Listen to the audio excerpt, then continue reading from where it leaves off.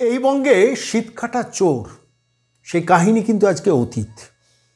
আমাদের শৈশবে, আমাদের যৌবনে আপনারা অনেকে শুনেছেন চোর শীত কাটতে এসেছিল। কাটলে কি থাকবে? তার হাতে করাত থাকবে, তার হাতে দা থাকবে, ছুরি থাকবে, কাঁচি থাকবে, যা থাকার। চোর আসে এই সবগুলো নিয়ে, ডাকাতরা আসে আবার বোমা অস্ত্র নিয়ে। কিন্তু এক্ষেত্রে যারা চুরি করতে গিয়েছিল তারা হাইড্রোলিক ল্যাডার নিয়ে গিয়েছিল। হাইড্রোলিক ল্যাডার বোঝেন? মানে উঁচুতে ক্রেনের মতো করে সেই যে কোনো মানুষ উঠতে পারে, যেটা নর্মালি হাইড্রোলিক ল্যাডার কিসে ব্যবহার করা হয়? যখন কোনো জায়গায় আগুন নেভাতে প্রয়োজন হয়, যখন কোনো জায়গায় এমার্জেন্সি কোনো একটা জায়গায় কোনো একটা বড় হাইরাইজ বিল্ডিং রং করতে হয়, তখন তো হাইড্রোলিক ল্যাডারের ব্যবহার আমরা দেখেছি। কিন্তু এক্ষেত্রে চোরেরা হাইড্রোলিক ল্যাডার ব্যবহার করছে। ভাবতে পারেন কনফিডেন্সটা পাবো না, আবার দিনের বেলা, রাতের বেলা নয়, দিনের বেলা হাইড্রোলিক ল্যাডার নিয়ে তারা যাচ্ছে শটান চুরি করতে, এবং সেই চোরাই মালের জন্য একটা গোডাউন তৈরি করছে। আবার সেই গোডাউন কোন জেলায় জানেন? নবান্নের কাছে। চমকে গেলেন না? খবরটা কি জানতেন সেগমেন্টে? যে খবর নিয়ে বাংলার তথাকথিত বড় সংবাদ মাধ্যম ভুলেও খবর করে না, চটে যাবেন তিনি বলে। আমাদের খবর করার একটা কোনো দায় নেই, আলাদা করে দায় নেই নবান্নের প্রতি। ফলত আমাদের খবরটা সম্প্রচার করতে হয়। যে খবর মানুষ জানে না সে খবর নিয়ে আমরা প্রতিদিন বিকেলবেলা খবরটা কি জানতেন সেগমেন্টে আসি। আজকেও এলাম খোদ নবান্নের জেলায়। ভাবুন তো, নবান্ন জানলা দিয়ে উঁকি মারলে দেখা যাবে সেরকম, মানে সেই সব জায়গা ডোমজুড়। সেই ডোমজুড়ে চোরাইয়ের গোডাউন। আর চুরি হচ্ছে কোথায়? রেলের যেখানে ইলেকট্রিক্যাল কেবল থাকে সেখানে, এবং রাজ্য বিদ্যুৎ পর্ষদের যেসব কেবল থাকে সেখানে দিনের বেলা একদম হাইড্রোলিক ল্যাডার নিয়ে শটান পৌঁছেছিল চোরেরা। চোরেদের নামটা একটু বলে নিই: মোহাম্মদ সাইদ, কামরে আজম, রাফতার, দানিশ, শামীম, সাইফাজ, সরোজ, এই বাহিনী।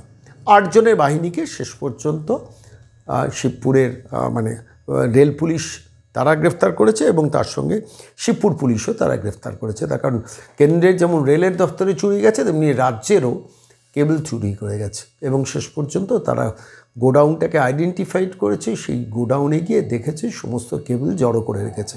এবং সবথেকে ইন্টারেস্টিং হচ্ছে, তাদের কাছ থেকে পুলিশ উদ্ধার করেছে কি জানেন? 2টো হাইড্রোলিক ল্যাডার। আপনি ভাবুন, হাইড্রোলিক ল্যাডার বলতে বুঝেছেন তো? সে বড়, ধরুন 8 তলা 10 তলা বাড়ি করতে গেলে ক্যান্টিলেভারে উঠে কাজকর্ম না করে, বিল্ডিং রিপেয়ারের ক্ষেত্রে, বিল্ডিং রঙের ক্ষেত্রে, কিংবা কোনো জায়গায় আগুন নেভাতে গেলে 6 তলার উপর আগুন নেভাতে যাবেন, হাইড্রোলিক ল্যাডার ব্যবহার করে ফায়ার সার্ভিস। এখানে চোরেরা হাইড্রোলিক ল্যাডার নিয়ে যাচ্ছে। কনফিডেন্সটা ভাবুন।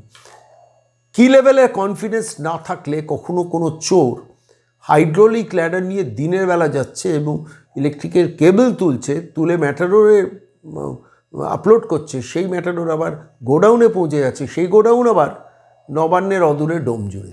কি বলবেন আপনারা? আসলে এই বঙ্গ সংস্কৃতি না, বাংলার একটা অন্য ধরনের কালচার গত 15 বছরে গড়ে উঠেছে। পুলিশ এসকর্ট করে মুড়ির টিনে করে টাকা, বস্তা করে টাকা, ক্যাশ নগদ টাকা পৌঁছে দিত দক্ষিণ কলকাতায়। সেই প্রতিবেদন আপনারা শুনেছেন। কয়লা কাণ্ডের বারবার শুনেছি যে পুলিশ এসকর্ট করে টাকা পৌঁছতে আসতো। পুলিশের এসকর্ট ভ্যান আসতো, পেছনে তার গাড়ি আসতো, সেই গাড়িতে করে টাকা এসে পৌঁছতো দক্ষিণ কলকাতার নির্দিষ্ট প্রভাবশালীর বাড়িতে। আমরা জানি যে কালীঘাটের যে থানা, সেই থানার অদূরে কালীঘাটের কাকু, তিনি নির্দিষ্ট যুবরাজের অফিসে বসে টাকার সওয়াল করতেন, চাকরি বিক্রি করতেন।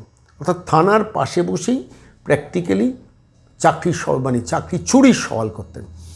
প্রভাবশালীর যুবরাজের অফিসে লিপস অ্যান্ড বাউন্সে বসে অপারেট করতেন কালীঘাটের কাকু। এবং চাকরি যেগুলো চুরি করতেন, সেই চাকরি চুরি অর্থাৎ লোকরা 10 লাখ, 15 লাখ, 20 লাখ, 25 লাখে যে চাকরি চুরি করতেন, সেই টাকাটা আলটিমেটলি অফিসে বসে নিতেন। এই কালচারটা, এই বাংলার এই সংস্কৃতিটা কিন্তু বাম আমলে বা কংগ্রেসি আমলে, বিধান রায়ের আমলেও ছিল না।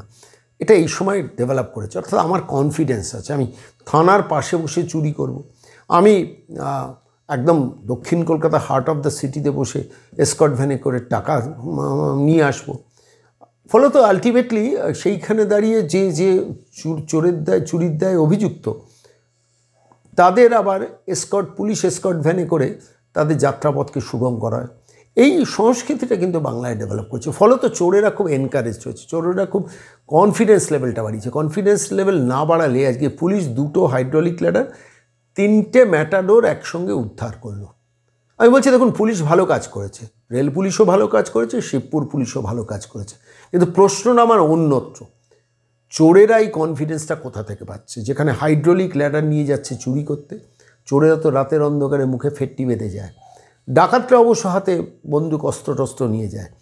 কিন্তু খোদ নবান্ন, যেখানে মানে আমি বলছি নবান্নর যে জেলায় অবস্থিত, সেই হাওড়া জেলায় চোরের গ্রিপে থাকে হাইড্রোলিক ল্যাডার। আমি জানি না চোরেরা হাইড্রোলিক ল্যাডারের মালিক কি ভাড়া করেছেন, সেটা আমি বলছি না, কিন্তু প্রশ্নটা হচ্ছে কনফিডেন্স লেভেলটা এ রাজ্যের ওই একজন মহিলা এবং তার ভাইপো, তাদের সৌজন্যে চোরেদের কনফিডেন্স লেভেলটা বেড়েছে। এটা একটা দিক। দ্বিতীয় দিক হচ্ছে এই যে যে যে যে যুবকরা ধরা পড়েছেন, আমি নাম বলছি, সাঈদ, আজম, রাফতার, ড্যানিশ, শামীম, সরফরাজ, সরোজ, এরা কি শেষ পর্যন্ত ভারতের নাগরিক নাকি বাংলাদেশের নাগরিক? এই প্রশ্নটা করবো এসআইআর আবহে।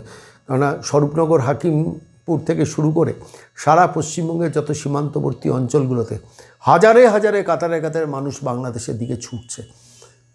তারা কোনো ক্রমে সীমান্ত পেরিয়ে ওপারে যাওয়ার চেষ্টা করছে। এই সরফরাজরা তাদেরই টিমের লোকজন নয় তো? প্রশ্নটা থাকলো, প্রশ্নের উত্তর খুঁজব, কিন্তু যে প্রশ্নের উত্তর বাংলার মানুষের 2026-এর উপলক্ষে খোঁজা দরকার, সে প্রশ্নটা খুব সিম্পল। সেটা হচ্ছে চোরেদের এই কনফিডেন্সটা কে বাড়াচ্ছেন? যে চোর কোনো করাত নিয়ে নয়, কোনো ছুরি নিয়ে নয়, চোর শটান হাইড্রোলিক ল্যাডার নিয়ে আবার যাচ্ছেন কখন দিনের বেলা চুরি করতে, আবার কোন জেলায়? সেটা নবান্নের জেলায়। প্রশ্ন নিয়ে ভাববেন না, আর ভাবুন, আর অন্তত 2026-এ ওই মহিলাকে নবান্ন থেকে তাড়ান। সেটাই কিন্তু বিকল্প। তবে চোরেদের কনফিডেন্স কমবে, তা নাহলে চোরেদের কনফিডেন্স বাড়বে। কেন? তারা তো জানে যে মন্ত্রিসভার মধ্যে চোর আছে, ক্যাবিনেটের মধ্যে চোর আছে, বিধানসভার ভেতরে চোর আছে। ফলত তারা জানে যে, এবং আমাদের ছাড়ানোর জন্য আমার রাজনৈতিক প্রভুরা আছেন।